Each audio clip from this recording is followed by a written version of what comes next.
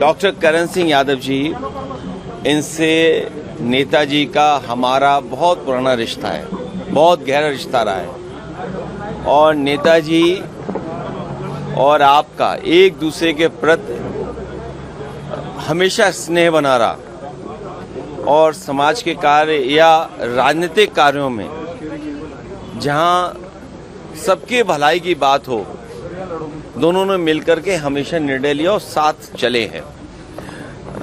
विचारधाराएं अलग हो सकती हैं, लेकिन भावनात्मक अटैचमेंट हमेशा बना रहा। और जो यूपी की अभी वोटर लिस्ट आई है, ये आप मान के चलिए, जब भारतीय जनता पार्टी मुद्दों से हारने लगती है तो वो इंस्टीट्यूशंस के पीछे छिप करके वॉर करती है।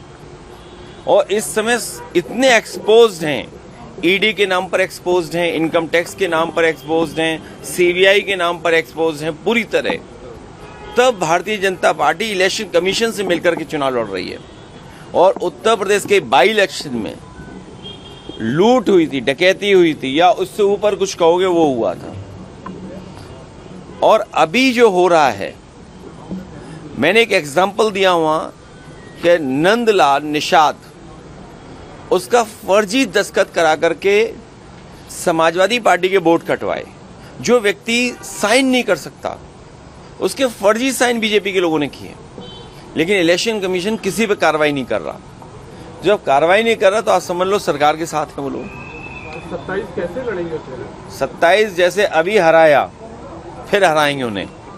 अभी भी उनको जो समाजवादियों ने हराया, अभी भी आकलन नहीं कर पा रहे हैं, अभी भी नहीं समझ पा रहे हैं। तभी पीडीए की वो डेफिनेशन अलग अलग निकालते हैं। मैंने पहले भी कहा कि जहां बीजेपी है वहां पीड़ा है, और जहां पीड़ा है वहां पीडीए है। और पीडीए सामाजिक न्याय का राज लाने के लिए काम करता रहेगा।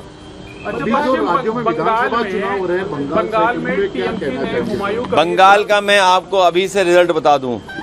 अभी जो बम्पर वोट पड़े हैं, जो अभी आसाम में और जगह वोट पड़े हैं, वहां पर बीजेपी बुरी तरीके से हार रही है।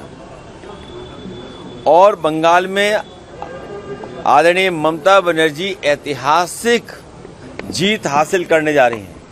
बीजेपी की लड़ाई केवल इतनी है कि वो सम्मानजनक हार लें, बस वो सम्मानजनक हार चाहते हैं बीजेपी के लोग। हुमायूं कबीर का एक ऑडियो आया, उसके बाद ओवैसी ने गठबंधन तोड़ दिया।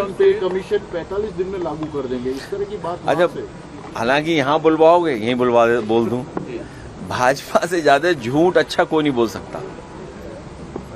हुमायूं कबीर का टीएमसी ने एक ऑडियो जारी किया, उसके बाद ओवैसी ये बहुत सोच विचार के हम लोगों को निर्णय लेना पड़ेगा। और ये जिस किसी ने या जहां से भी ऑडियो आया है, ये बातें हम लोग पहले भी चर्चा में लाते थे, लेकिन ये अब साबित हो गया है कि बहुत सारी ताकतें सेकुलर फैब्रिक को, सेकुलर पॉलिटिक्स को, डेमोक्रेटिक पॉलिटिक्स को नुकसान पहुंचा रहे थे। सर, आज नीतीश कुमार जी राज्यसभा की शपथ ले चुके हैं, सम्मानजनक। हम सब लोग चाहते थे कि वो प्रधानमंत्री के रूप में रिटायर हों, लेकिन बीजेपी की साजिश षड्यंत्र से अब वो राज्यसभा के सांसद के रूप में रिटायर हो जाएंगे।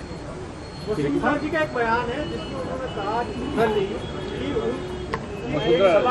इनका हाँ, वसुंधरा राजे ने कहा कि वो अपने लिए नहीं लड़ सकती, इसको आप जनता के लिए क्या लड़ेंगे? इस राज्य मैं मन की बात कह दूं अपने। बिल्कुल बिल्कुल। यहाँ की मुख्यमंत्री वसुंधरा राजे होती तो ज्यादा तरक्की होती। पर्ची वाले मुख्यमंत्री किसी का भला नहीं कर सकते। सर, आपने योगी जी और रवि किशन जी की जुगलबंदी पे भी कुछ बोला था। अब वो एक दूसरे की स्ट्रेस खत्म करते हैं, मैं इसके लिए क्या कर सकता हूँ।